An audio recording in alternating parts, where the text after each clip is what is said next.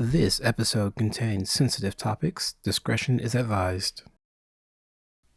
Welcome in, folks. Have a seat. You'll notice today the lounge looks a little bit more like a classroom because we're going to have a bit of an educational episode. I'm your host today, Puce, as always with Suna. Hello. And our special guest today, would you like to introduce yourself? Sure. I go by King BDE on Twitter. I'm an aficionado of men's health and PE. Would you like to explain what PE is? PE is penis enhancement or penis exercises. It's the enlarging of your male organs through natural or otherwise means. So we're not talking about gym class. No, we are not. No gym today. Although certain things may be enlarged. So, okay. You sent us quite a bit of reading to do before. It's a big subject. There's a lot. And I'm not gonna lie, the whole time reading everything in this link, my toes were curled so much so I think I may have broken a toe or two.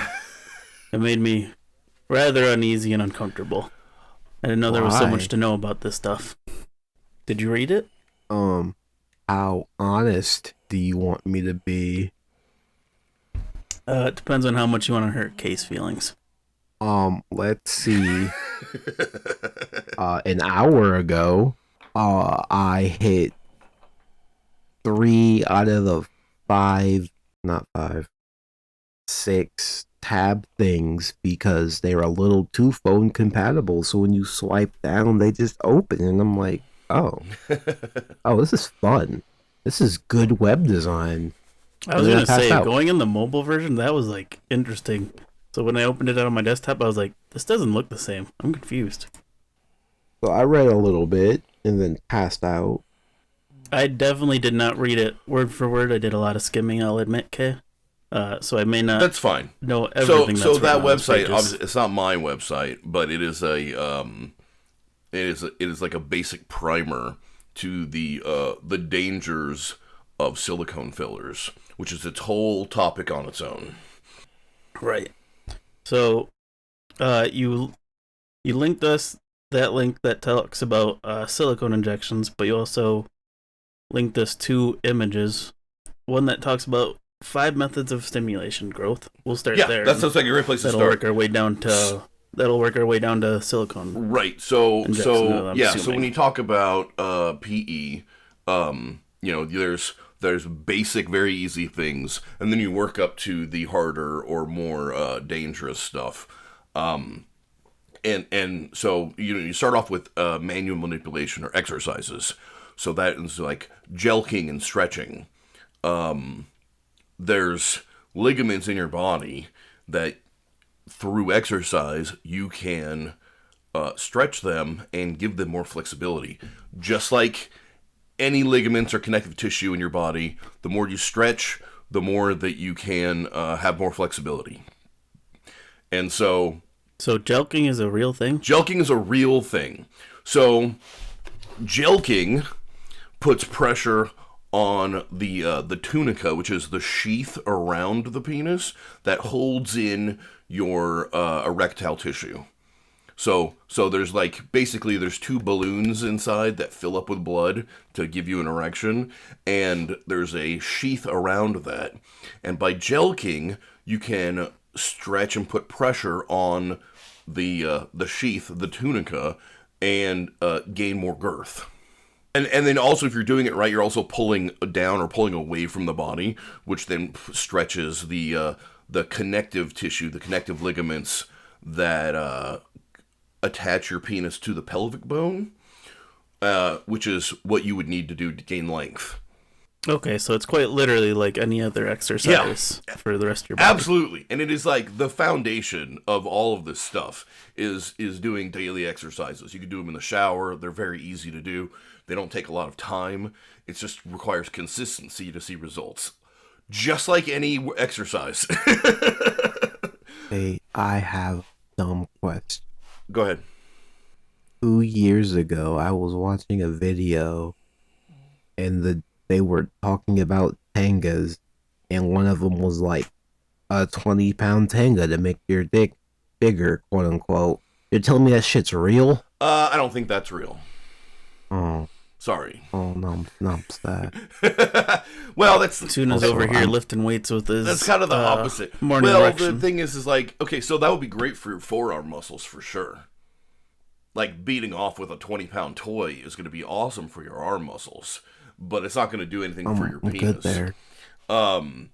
In fact, I would say Oh. using like a toy that you penetrate is really the opposite type of motions or functions as any of these exercises, because you're wanting to pull away from the body, or you're wanting to fill your member with blood and then You can say add dick. pressure. I know I can say dick. But you want to so when you're jelking, you're partially erect, and then you're squeezing from the base to the tip, applying pressure, thereby inflating yourself more than normal. Okay, so you're pulling it away from the body, or you're applying pressure to inflate it with more pressure than normal. Those things stretch the ligaments, enable you to gain more length or girth. And like a Tenga toy, something that you penetrate, is going to do the opposite of that. So you'll never gain size from something like that, because it's pressing you towards your pelvis and it's squeezing you, which is the opposite of the things you need to do to grow. Does that make sense? Yeah. I'm assuming this. Now this feels like a dumb question as well. I'm assuming you can't shrink your penis, right? No. So there are things that can cause it to shrink, but using it will not do that. Okay, I was just curious. That made me think about it way too do hard. function under a use it or lose it theory. So if your hormone levels are low and you do not get frequent erections, things will tend to shrink in size, or at least appear to. Okay, gotcha. But that's not like a permanent thing. That's temporary. That's like, I was in the pool. Yeah, it's more like all your regular muscles. The less you use them, the more they shrink. Atrophy, But yes. obviously, they can go back. Yep. So, a step up from manual manipulation, from exercises like stretches and jelking, is pumping. And pumping, I think every man should be doing this. Pumping is using vacuum pressure to inflate and stretch the penis. So you use vacuum pressure to give yourself to give yourself an erection, and to and give you the same effect as jelking. And if your cylinder is sized correctly, you can you fill the cylinder, and then the vacuum pressure is pulling you towards the end, because you can't expand wide anymore, and the vacuum pressure is just pulling you into the tube, thereby stretching the ligaments holding you attaching the penis to the pubic bone and that area. So you get both forms of stretching from vacuum pumping if you do it correctly, and it's easy to do. It has basically no downsides. There are novelty pumps that are not very effective out there, so I would avoid those.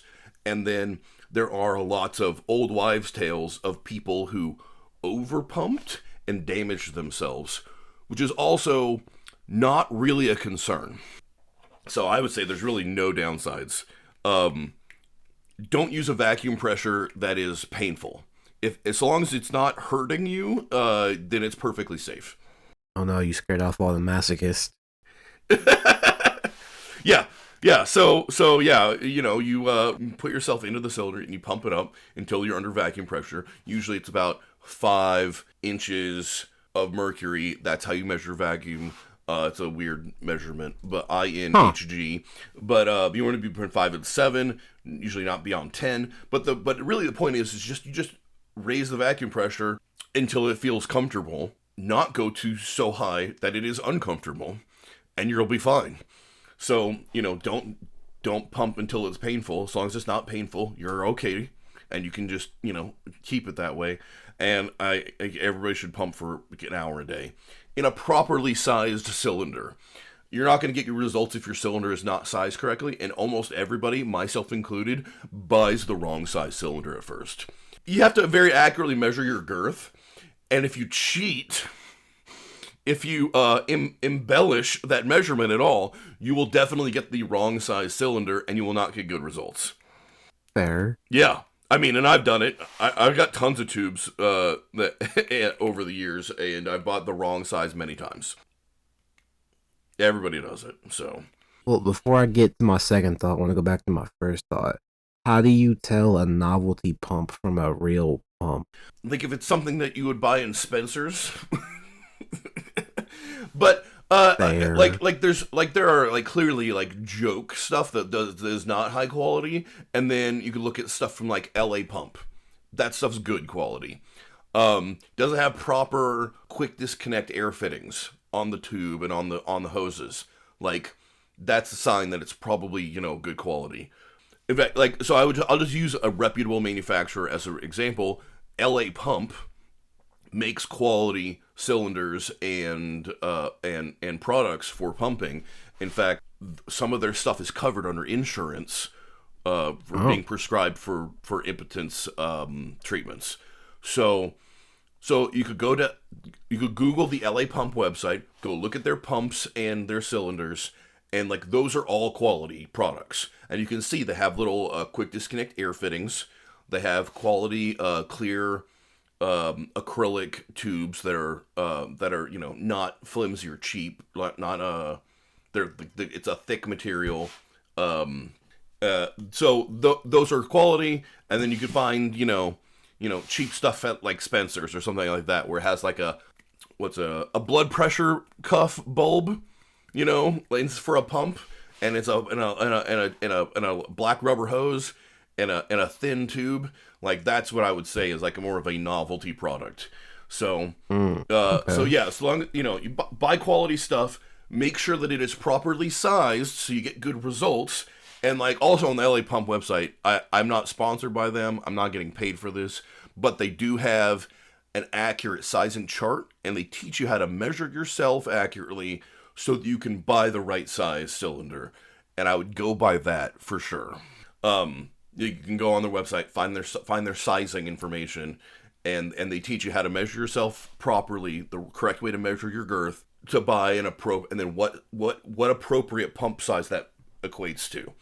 So if you have an 8-inch girth, then that means you need like a 2.5-inch tube. I'm not saying that's exactly what it is. I don't know off the top of my head. So, yep, those are just imaginary numbers. Yeah. Well, if only Rudy had one of those. But I think everybody should have it. Everybody should try it. They're very it's just like working out your muscles, but it's working out your dick. Pumping is great. Everybody should do it. Okay, so before we move on from pumping, so how I always feel like this is a strange question to ask, but this is a strange podcast. How permanent is both manual manipulation and pumping? So both of them can't give you permanent results very slowly over time. It's like going to the gym. You'll see immediate results that go away, and over a very long period of time, you'll gradually gain permanent results. It's very slow. It's extremely slow. And that's why I say, you just need to do this every day. It's something that should be done daily. It's part of a daily routine. And how fast or how much your permanent results come through is going to vary a lot by individuals. So everybody's going to respond differently to treatment or exercise. So I couldn't really predict, but so stick to it, and eventually you'll have some progress. Absolutely, and growth. Absolutely. It also depends on how consistent you are. Do you do it every day? How long have you been doing it every day? Are you healthy otherwise? Do you are you taking supplements and stuff to encourage ligament and joint health, that kind of thing as well. There's so many different factors because everything, it's it's a human body. Everything's tied together in one big system. So everything affects everything else. So like, how much water do you drink? All these things come into play also. Yeah. So it'd be possible for you to predict, how much gains you would get or how fast you would get them. Some people are very good responders, some aren't. But also the temporary effects of pumping can last a full 24 hours. Like they start going away gradually, but depending on your physiology, they may last up to 24 hours. So if you're pumping every day, then your temporary gains are kind of permanent anyway. Yeah, it'll be less noticeable if you last that 24 hours. Right, exactly. So if every 24 hours you're pumping, then you're kind of always pumped. And that helps a lot too. True. Math, yeah. Yeah, I would say like it's more like over like after a year or so, like I would say you could think maybe expect like 10% of your gains to be permanent after a year or so. But like I said, your age matters, your health matters. Like there's so many different factors. It's impossible to tell really. So, all right. So our main demographic is like 17 to 36. So like. You can say what it is for like 17 to 36-year-old. I don't know. They're the only ones listening. I'm just saying it's impossible to know because I don't know. Oh. I was going to say that's much like most muscles. I did start pumping when I was 19. And I've been pumping for 20 years. 40 to 50. Well, 19 plus 20, it sounds like he's 39-ish. Listen, I've been awake for 20 minutes. So we get the nice morning voice sooner. Perfect. No, I had to adjust that. And I went to bed like 5 hours ago because the cat. That's why you don't get cats. Well, tell that to my roommates. All right, so moving on. Yeah. We've got infusions next. Right, infusions. Before you explain this, I'm assuming pumping and manual manipulation doesn't affect the balls as much as it affects the shaft. Unless is infusions the first step to? No, you can pump the balls as well. You can get cylinders that will do your what I call whole package or total package pumping. So you can pump your balls. You can even pump your balls by themselves. Not many people do that, but like if you're like I recommend it if you're really trying to gain girth, is you would do a total package pump where you're pumping your dick and balls at the same time, and then you would move from that to a penis only cylinder, because after you do total package pumping, you're going to gain a lot of girth, and then you could get into a larger cylinder than you could normally for penis only afterwards. That's like one of my favorite tricks. So like let's say that like unpumped, you can pump into and fill a 2.5-inch cylinder. If you total package pump, when you're done with an hour of total package pumping, not only your balls be like huge and swollen, but you're also going to gain girth on your penis shaft. And then instead of a 2.5-inch, you would go straight into like a 2.25 or 2 3/4 cylinder, and be able to fill that up with pumping when normally you wouldn't be able to, if that makes sense. Yeah, at least it makes sense to me. Yeah. So yeah, like so it's you just next size up. Like, and the thing is, and if you're an experienced pumper, you've been doing it for a long time. You can start on the cylinder sized for you normally, and when you fill that up, then immediately move to the next size up cylinder, and then fill that one up. But you wouldn't be able to jump straight to the big one because you wouldn't get good results that way. It's easier to go, to the proper size one. So. Okay, that makes sense. Yeah. So yeah. Right. If you're now, I think we can lead into. Okay, yeah. So infusions plays right in with pumping a lot. In fact, my favorite thing to do with infusions would be that I would infuse and then immediately pump afterwards. So when you're pumping, there's two things that are going on. One, you're inflating your corpus cavernosa, which is the erectile tissue in your penis.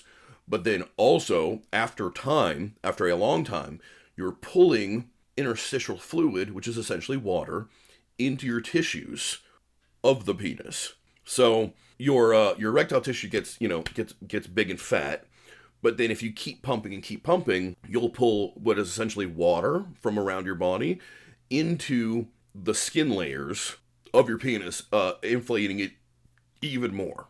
Does that make sense? You guys follow how that works? Mm-hmm. So I'm not sure I entirely understand it, but yes. so your body is full of water. Right. Because we're like, what, 95% water or something like More that? like 60, but okay. Anyway, so Maybe that's the Earth. I'm getting Proud getting of all the you. water measurements mixed up. So proud of you. So there's a lot of water, and that water a lot of the water can move freely between different tissues in our body. It's called interstitial fluid. It can move around, and it's kind of, what it keeps everything looped up in your body and sitting where it's supposed to go. And so when you pump, you're inflating the erectile tissues, but if you keep pumping, you can pull that interstitial fluid, which is basically water or saline, into the skin, like underneath the skin, basically into the non-erectile tissues of the penis. So then your corpus cavernosa is hard in the middle, but then you also will have you'll also inflate the skin around it to be even bigger, and that's essentially water from your body being pulled into the penis through vacuum pressure. Does that make sense? Is that why whenever I see a pumped cock, it looks kind of almost soft-ish, Yes. if that makes sense? Yes. So yeah, because you don't have to pump it that much, but a lot of people do because they want the size, they want the crazy good size or whatever. They want to feel really big. So you don't have to pump that much, but you definitely can. Here's the other thing: all male porn stars pump before they perform. They just don't pump to the point where they're pulling a lot of the interstitial fluid into their penis. So they all pump, but they don't pump so long that it becomes an obvious pumped look. If that makes sense. Just get that extra size. Yeah, and make sure they're good looking good for the camera. So infusions basically is a saline IV drip, and you just put that drip into your genital area. So the saline fluid, which is water with salt, just goes into where all the rest of the interstitial fluid is, in between tissues in your balls and dick region. So the easiest way to do it is like right up near the top of the scrotum. Some people put them right in the middle of the scrotum. It doesn't matter. You got a lot of room in there. So you take a tiny needle and take an IV kit, and instead of putting it into a vein, you put it into your sack, and you just drip fluid into your balls, and that's how an infusion works. Some guys fill up really well on their cock area. Some don't. Some guys will fill. Just your body's gonna just do different things. Just depends. The first few times I did it, I was really trying to like grow my sack, and I filled like 2 liters of fluid, and half of my dick disappeared because my my sack was so inflated that like it was inflated past the base of my penis. So I lost like half my length of my dick because it was being like eaten up by my giant basketball of a sack. So some guys like that, whatever. And then what I would do, what I did later was I would infuse a small amount, like a half a liter, and then I would immediately get my biggest tube and pump. And so then I would pull a lot of that saline that I just dripped into my sack.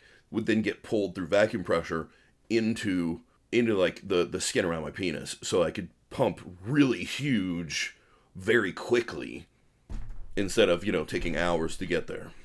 I was going to say, so infusions are pretty much a shortcut to get to the end product of pumping. Yeah, and you can go way beyond what you could get with pumping as well, and it's faster and easier. Yeah, they're kind of related, but also kind of not. And then also with infusions, they can last a lot longer than pumping, so that's also a big benefit. And then there's two different products you can use to infuse. You can infuse with just saline, which is bioidentical to the water in your body, or you can infuse with Dex. Now, Dex is saline, but it's 5% dextrose, which is blood sugar. The sugar that as it is appears inside your body. Sucrose or dextrose.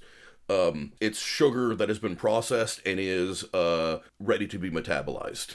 So when you infuse with Dex, it's a 5% Dex solution, which means that it is 95% normal saline and 5% dextrose, so sugar. And when you infuse with that, several things happen. One, the offset, the chemical offset of having the dextrose in the fluids causes your body to flush that area with more liquid to dilute it. It's very weird. So like if I put a half liter of Dex in, I will get the same amount of swelling as 1 liter of saline, because that water is coming from elsewhere in my body. Does that make sense? Okay, yeah. So it's fast forwarding what your body would do if you were just pumping. Right. Instead of just saline, it's saline plus fast forwarding plus dextrose moment. Yeah. And then and I would like to use Dex too, because I felt like Dex was much firmer. Like the pump was much firmer. So it wasn't as balloon like, it was harder, it felt like to me. That was my personal experience, and the Dex also lasted longer. So if I infused on a Monday, it would be there until Thursday. Whereas saline, I felt like was cleared out in like half the time. It was like a 3-day, and Dex was more like a 4 or 5 day before it was gone entirely. So there's a lot of reasons why people like Dex. The problem with Dex is the amount of sugar in 1 liter of Dex is about the same as a king-size Snickers bar. And unlike a king-size Snickers bar, you're not metabolizing it and then slowly adding it into your bloodstream. You're putting all of the sugar into your body and into your bloodstream immediately. I was going to say, you're skipping eating the candy bar, digesting it, all those steps. Right, yes, which getting rid of some of that, and you're just going straight. Right. Point A to point B. For some people, it's okay, but if you're pre-diabetic, or if you have, pancreas or liver issues or kidney issues or something like that, and you don't know about, it could be dangerous. So it's really, it's more dangerous than saline. Saline's always safe. The only danger from saline is the fact that you're piercing your skin wall, which is always potentially a hazard. Anytime your skin is punctured, it's an avenue for infection. So that has its own danger. It's a very small one, but it is, it is an actual danger that you have to be concerned about, which is why you practice sterile method. You sterilize the skin, make sure nothing touches the needle, use a clean, sterile needle. Everything they do in the hospital when they take your blood, But it is an avenue for infection, and that's the only risk with saline. Whereas with Dex, they have the added risk of dumping all that sugar into your bloodstream rather suddenly, which then causes an insulin spike, which then can also then cause a blood sugar drop, because you've dumped a lot of sugar into your bloodstream. Your insulin goes way up, and then to bring down your blood sugar, and then you could rebound from that as well, where your blood sugar then goes very, very low after the insulin dump, which makes you feel like shit. I never experienced any of those, but I have talked to many, many, many men who have had not good times while using Dex. So it's just one of those things. It's an added thing to worry about if you do infuse with dextrose solution that you have to know about. I know a guy who claims that who is diabetic now, and he claims that it was the Dex. I don't think that Dex can purely cause you to go diabetic, because it's not that much sugar, but at the same time, it definitely didn't help. I was gonna say, I'm sure it didn't help at all. No, that's for not sure. at all. All right, so Suna, before we move on, do you have any questions about the infusion method? No, it all sounded painful, so I ignored it. It was like, it's really not what's that happening in bad. Azure Lane? It's really not that bad. It's not painful. It's relatively safe, and it's a way for you to experience size that you could never get to any other way. Okay, so moving on to method number 4, temporary fillers. Temporary fillers. Apparently, I thought that was the saline thing. So I no, must not be right. When I at talk all. about temporary fillers, I'm really, it's more of a semi-permanent filler that can be removed. We're talking about how do you pronounce it? We're talking about HA. So hyaluronic acid. Oh, the shit in the makeup commercial. Yeah, that my mom watching. It's also hyaluronic acid. It's also the number 1 dermal filler in the world. Now they put a different form of it in the makeup and the face cleansers and whatever, but it's also the number 1 dermal filler in the world. It's used for cheeks, it's used for eyebrows, it's used for lips. Anytime somebody gets their lips done, it's HA. Right. So that same stuff, they make it in different grades, and you can use the extra long chain form, which is the longest lasting form and the firmest form of it. You can put that between your corpus cavernosa, between the sheath and the skin. So if you pinch the skin on your dick, especially while you're hard, you feel the hard stuff inside, and then your skin is loose above it, right? Yeah. So yeah, between your skin and the tunica, the hard sheath around your erectile tissue, that's where you put fillers. And HA is the safest semi-permanent. I call it temporary, but it's just to differentiate it from the other fillers. It's really not very temporary, because it can last for up to 5 years, maybe even forever. But you can inject hyaluronidase, or however you spell it. hyaluronic. No, hyaluronidase. It is a protein that dissolves hyaluronic acid. So it's a hyaluronic acid filler remover that you can inject that would break it down and then allow your body to flush it out of your system. Because HA itself is actually a naturally occurring substance, and so we manufacture our own versions of it for use as fillers because the body doesn't identify it as a foreign body. There's a foreign element in the body, which is one of the reasons why it's relatively safe. It also is long chain isomers, so they're less likely to get transported in the bloodstream because they're long strings of molecules. So there's less chance of them getting sucked into the bloodstream and potentially causing a pulmonary embolism, which would be bad. It can happen, but it's super rare. The risk is way lower. So it's the safest filler out there. It's been used on millions and millions of people, and it's currently also being used as a dick filler. And so they place it in between the skin and the tunica, in just underneath the skin layer of the penis, and it gives you girth. And it's pliable when it first gets put in, but then it locks into and kind of gets attached to the skin, and then it won't move after several days.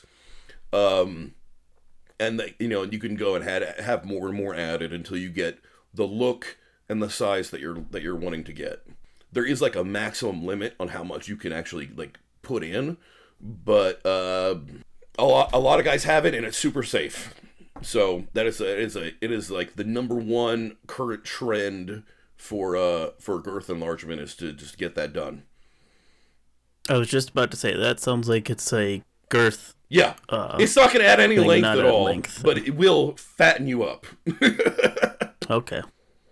Interesting. So, yeah, and like I said, it's relatively safe, relatively inexpensive, and so, It's very popular, and it's it's a quick procedure. You go in, they rub some numbing cream on you, maybe they hit you a little lidocaine, they squirt, wrap it up, send you home, and then you're not out of commission at all. You just got to wear a bandage, and you can continue functioning like normal. And then 2 days later, you're in action. So it's quick and relatively painless. Okay, so quick question. While reading up on the link that you had sent us, it mentions that this is something, well, at least when it comes to the silicone injections, that that is something that's highly illegal. Okay, we're getting to most that. places. Hold on, we haven't got to that yet. Well, that's what I was. This is a spoiler for the next method, but is this similar in that where it's highly illegal and No. it's like This is legal and happening doctors. in clinics all over America right now. And then, so that's temporary. It's really just HA, because HA can be reversed by using hyaluronidase, whatever the name is. There's the dissolving agent. So you can, it's a naturally occurring substance, and then you can also add a solution that makes it dissolve and get flushed out by the body. So that's what makes it temporary. You've got the HA and the anti-HA. Yeah, anti-HA agent that you can get injected, and then it just goes away, and it's like it never happened, okay? When we get the permanent fillers, now there's several different permanent fillers.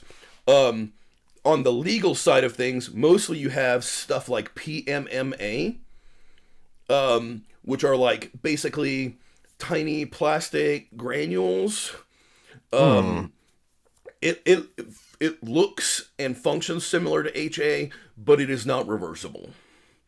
And there are several different other dermal fillers. It's always going to be a dermal filler, which is a filler that is injected in or under the skin, that is used for this. There's several different ones that are legal, that are used.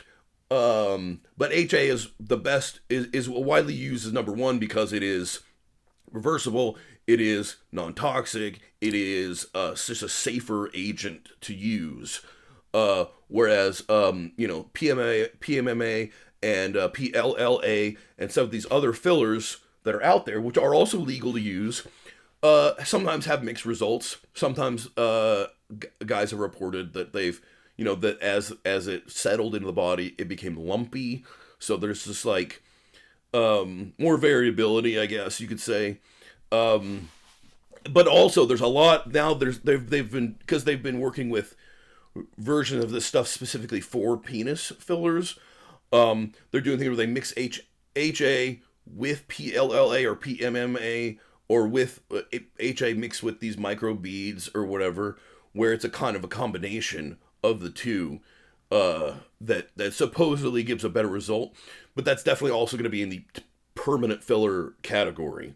And those are all legal. And they're administered by doctors, and you can spend thousands of dollars to get them done. And it's legal, and it's relatively safe. I was going to say, this is getting into the territory of, with method 4 temporary fillers and 5 permanent. This is getting into you have to put down quite a lump sum of cash. Oh yeah, everything else was cheap. Steps. Once you get to doctors and fillers, it gets extremely expensive. Shocker! Who would have guessed? What's up? I felt like it would need to be said. Where is the price range from manual manipulation to permanent filler? Well, like, manual manipulation is free. Pumping is going to cost you $100 a year. Like, I mean, if you're buying a new cylinder, new high quality cylinder and other like accessories, maximum you're talking about $100 a year, maybe $50 a year, for pumping. If you're keeping your equipment up to date, exactly, and safe and all that stuff. Like, it costs you maybe $120 to get into it all told, and that stuff lasts for a long time. So however you want to amortize that. Infusions, $20 a pop. $20 per infusion. Maybe as much as $30, depending on as price fluctuates, right? Because you need a new IV kit, you need a new IV bag every time you do it. You need to have, alcohol prep pads, but like it's still not expensive. It's going to cost you $20 to $30 every time you want to do an infusion. And then when you get into doctors and fillers, you're talking $5,000 for a 5 ml vial, which is not very much. Plus, however much the visit costs. So you're talking, you're going to go and spend 10 to 15 grand a visit, and need to take 3 or 4 visits to get any good amount of size. All right, now I've got 2 dumb questions. Well, no, those are great questions. I've got 2 more. I've got 2 more dumb questions. Okay, well, hold on. Let me finish the thought, though. So when you're talking about legal fillers, you're talking, thousands and thousands and thousands of dollars. And that's one of the reasons why a lot of guys turn to silicone, which has been banned. It is no longer legal for doctors to administer. It used to be legal in the United States up until, I think, the 80s. And they found that, there's a lot of problems with this, and it can be very dangerous, and we probably shouldn't be putting it in people's bodies. And so they stopped using it. It is banned. You can get it. It comes from other countries, but you can get medical grade stuff and do it yourself. And instead of $15,000 a pop, it cost $200 per vial, and each vial is 100 ml, so 100 cc's for every $200, and you got to do it yourself. And I was going to say that's where it steps back into the it's the most dangerous route. It is the most dangerous, and not only is it the most dangerous substance, but you also have to do it yourself. You cannot do it under the supervision of a physician, because that physician would go to jail if they got caught. So you can't get a doctor's help to do it. You have to do it to yourself alone, and it's the most dangerous substance out there. But it's also the only one that's affordable, and it also gives you size beyond anything else, because when you inject a silicone filler. So a shot glass is 30 cc, right? Sure. Yes, I'll go. I'm saying this yes, because I know it's true.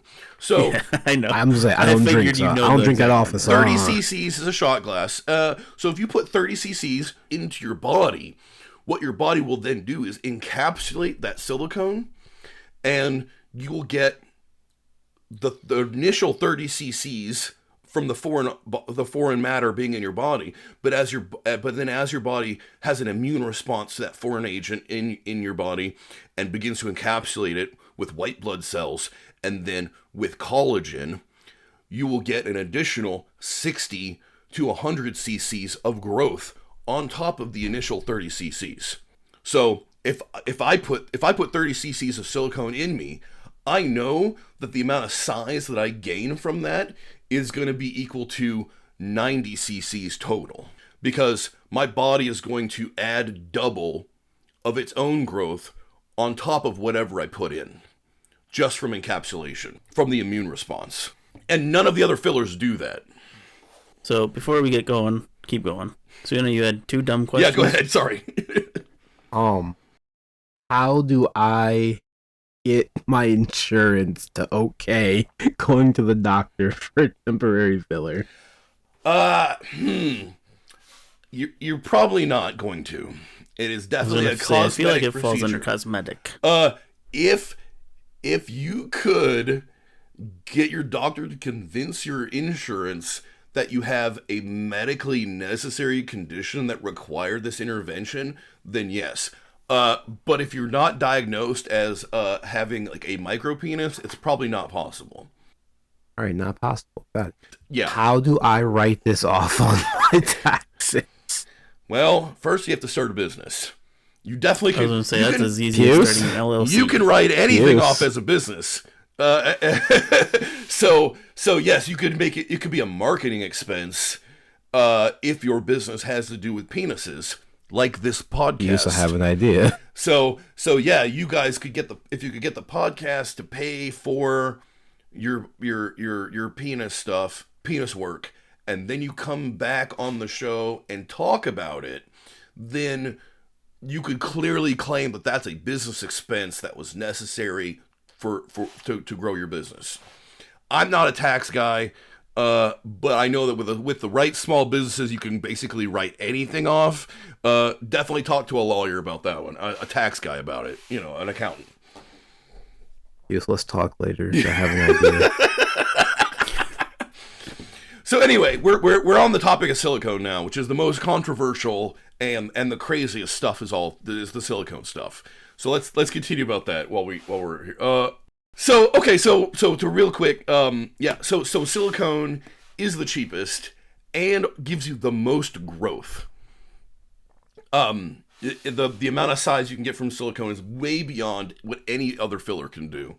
In fact, there are guys who we call like silicone legends who have grown just inhuman sizes through the liberal use of silicone and stretching and shaping of their genitals beyond what anything would be considered human. And that's something that can only be done with silicone. Not everybody would want something like that, but there are people who it's become, an entire fetish for them, and it's, more important than being able to be physically functional. Another quick question, because I forgot to ask before we kept going. Yeah. We started at infusions being more about the growth aspect. Mm-hmm. Where did temporary put us? Is temporary both girth and length? Just girth. Length or just girth? Okay. Fillers are just girth. Okay. Infusions are also really just girth. So girth is the easiest to grow. Length is the hardest.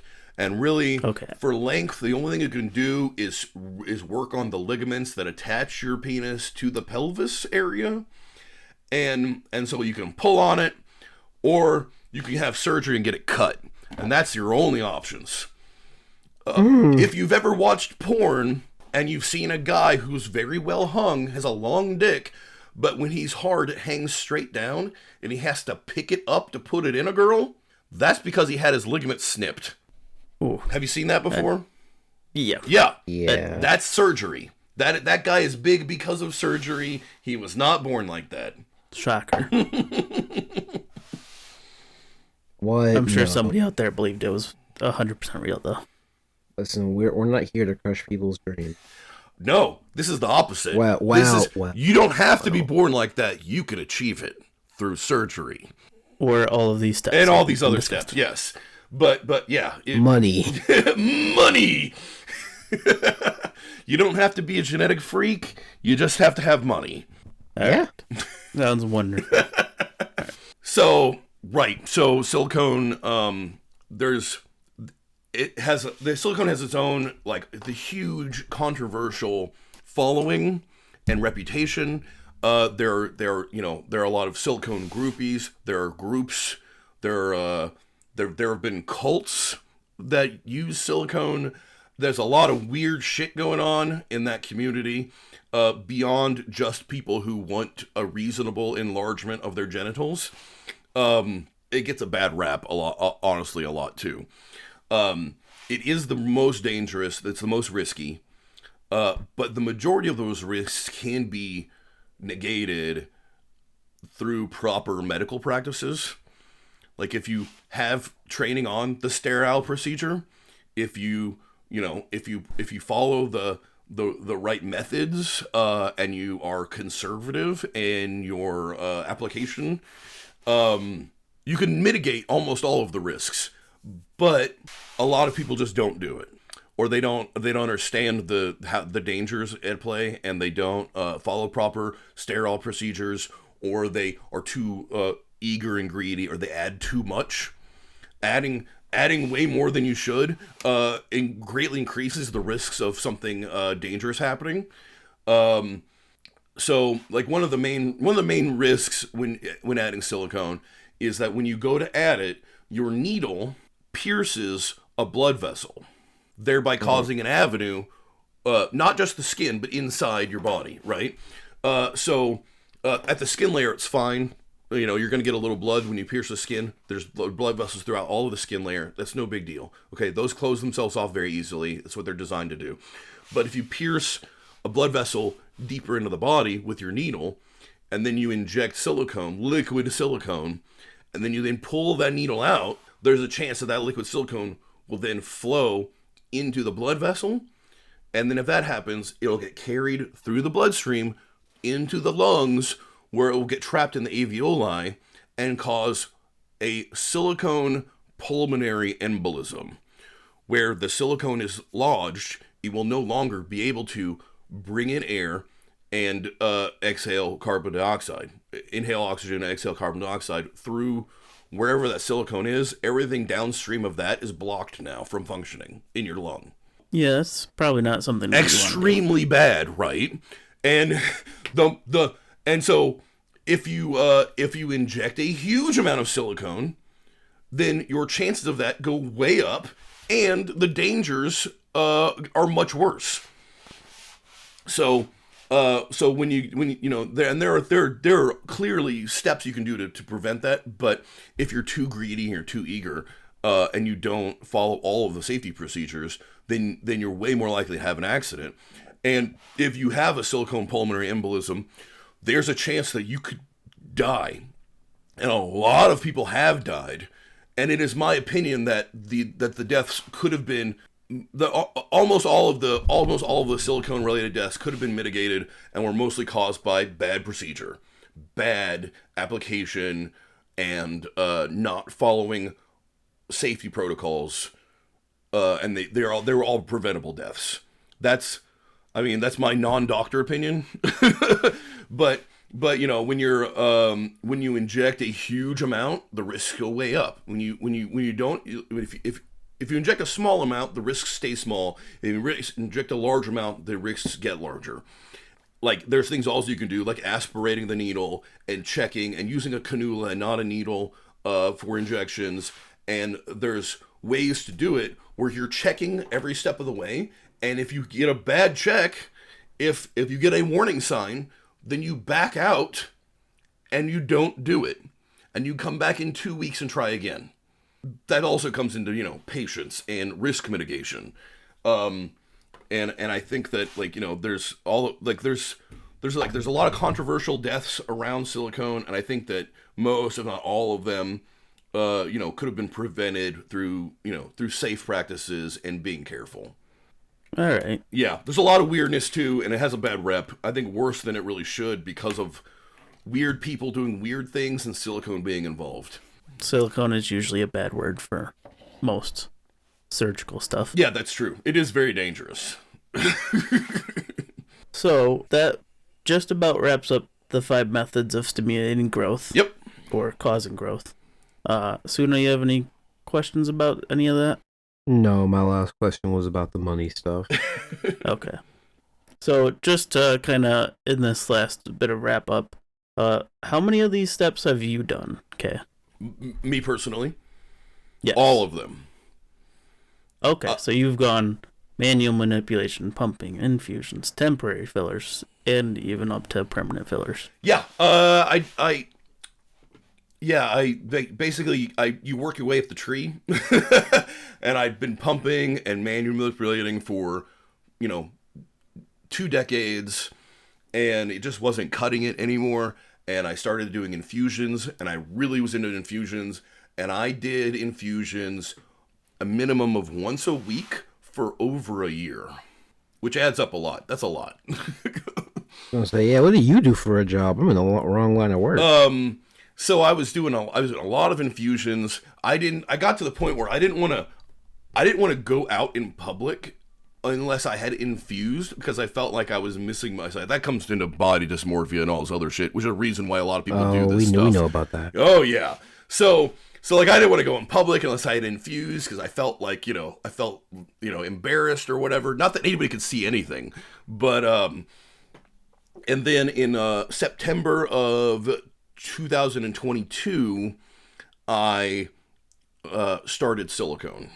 Okay. And I have a modest amount of silicone that I've done very slowly over the course of almost 2 years now.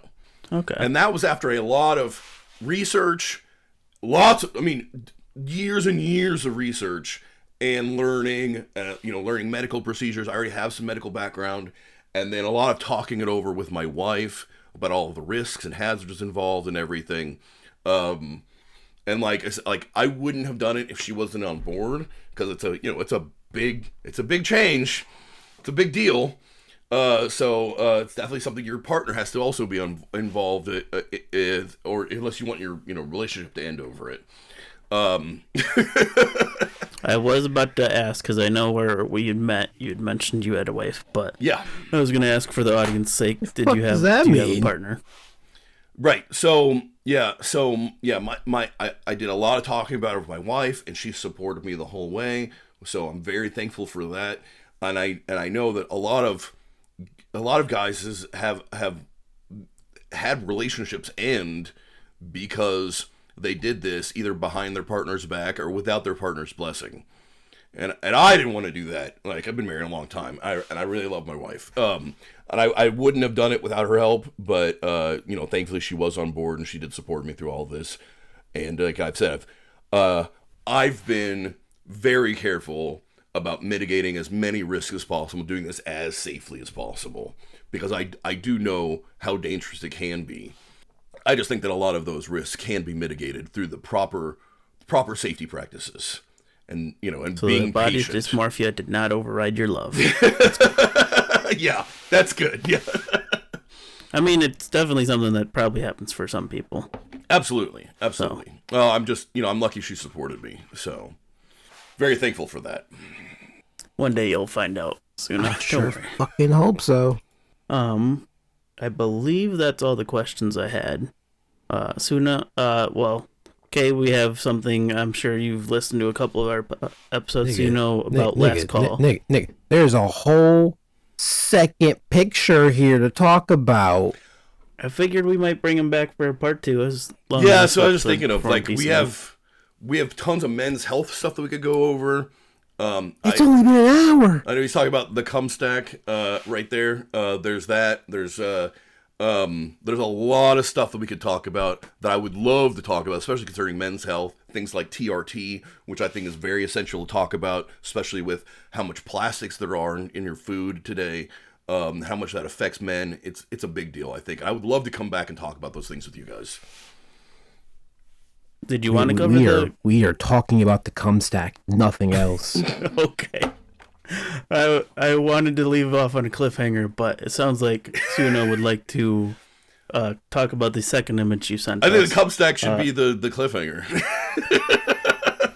If you guys want to learn how to cum like a hentai protagonist, you need to tune in next time. No, it sounds like Suna wants next time to be now. Here. But the second image you sent us, it just starts with the cum stack and other supplements. Would you like to explain any of that?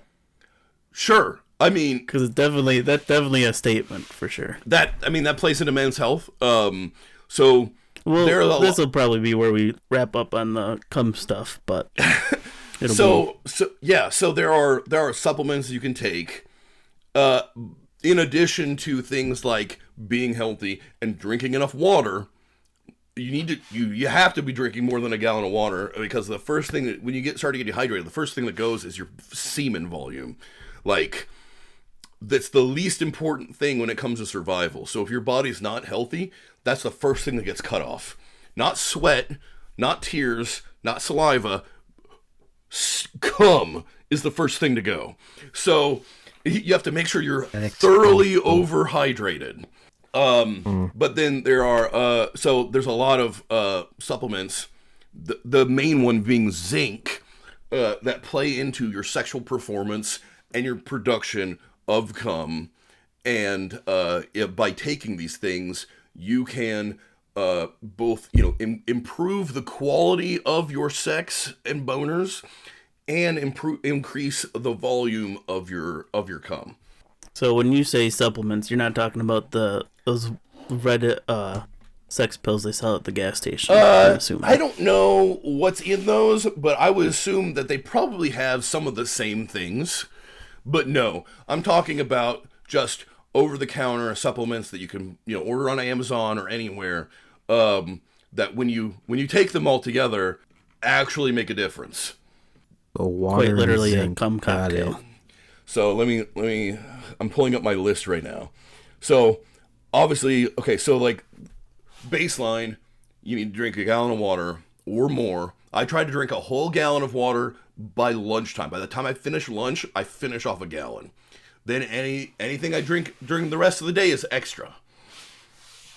And then you need to take a solid, like a good quality men's daily multivitamin for baseline. And then on top of that, you add zinc, L-arginine, lecithin. You ever heard of that? I Nope. believe so. Get non-soy lecithin, pygium, horny goatweed, ashwagandha, yohimbine. All of these things are men's health and men's sexual performance improving herbs or supplements. And by adding all this stuff, not only will you do better in bed, but you'll increase your cum volume. But the number one thing though is the hydration. Like, you can't stress it enough.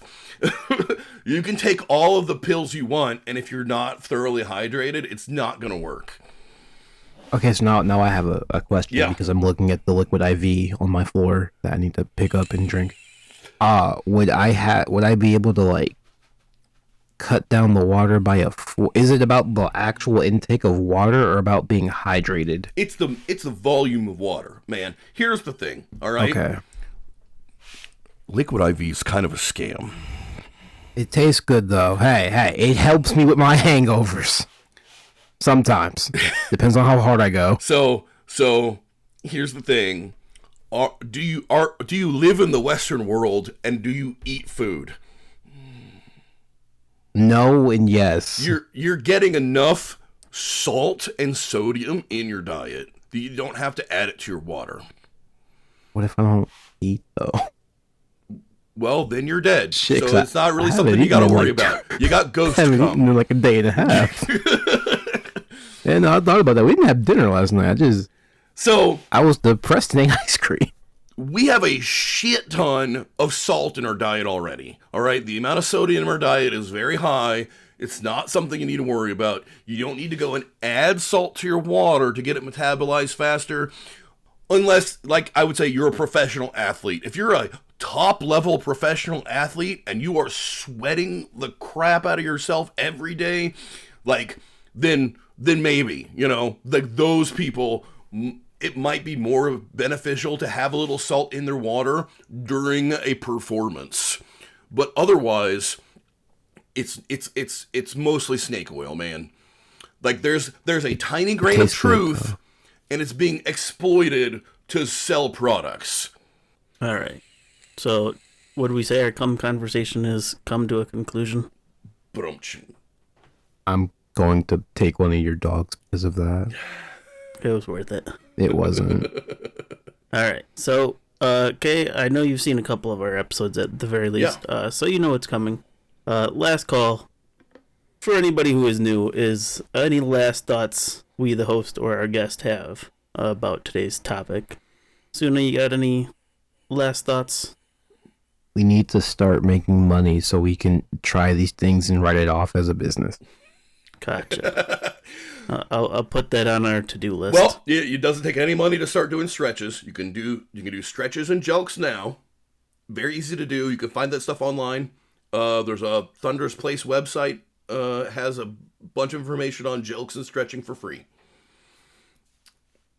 And pumps are not that expensive either. If you got $100, you can get a good pump set up. And I am pretty good on last call. Kay, you have any last call thoughts or questions or concerns? Just what I just said. Hey, your sexual health is as important as your physical health. They're deeply tied together. If you work out your body, you should work out your dick too. It's going to benefit. You'll benefit from it. There's no downsides. Do your stretches, do your jelks, pump if you can. It's only going to improve your life and make you feel better about yourself. So there's no reason not to. Every man should do it. All right.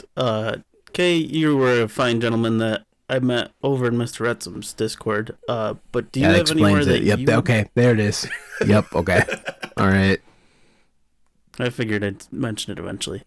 But do you have anywhere you would like to plug for people to find you yourself? No. I mean, if you're looking for me, my Twitter handle is let's see, what is it? At KingBDE1. So I just go by KingBDE on Twitter. It's at KingBDE1. You can find me on there. I do have an OF website page set up for doing coaching.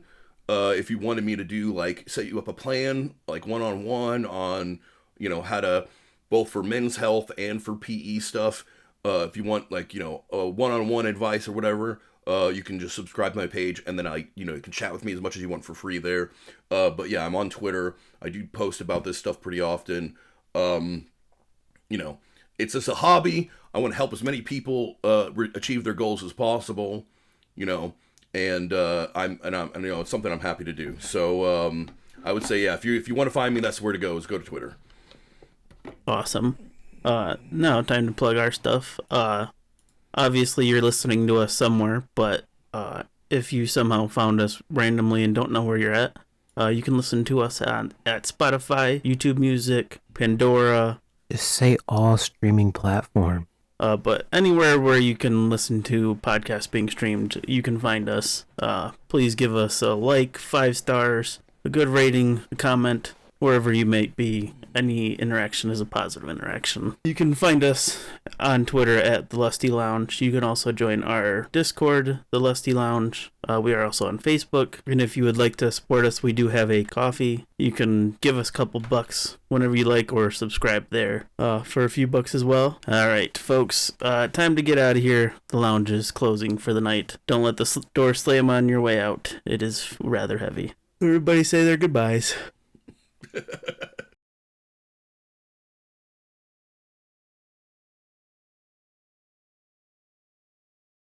Okay. Bye.